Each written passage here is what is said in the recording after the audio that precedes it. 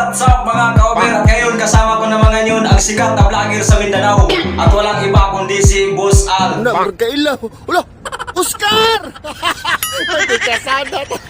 So ngayon mga idol, ano ang masasabi sa kanya? Comment na kayo sa baba. So ngayon tatanungin natin si Boss Al kung ano yung masasabi niya dito. Ano?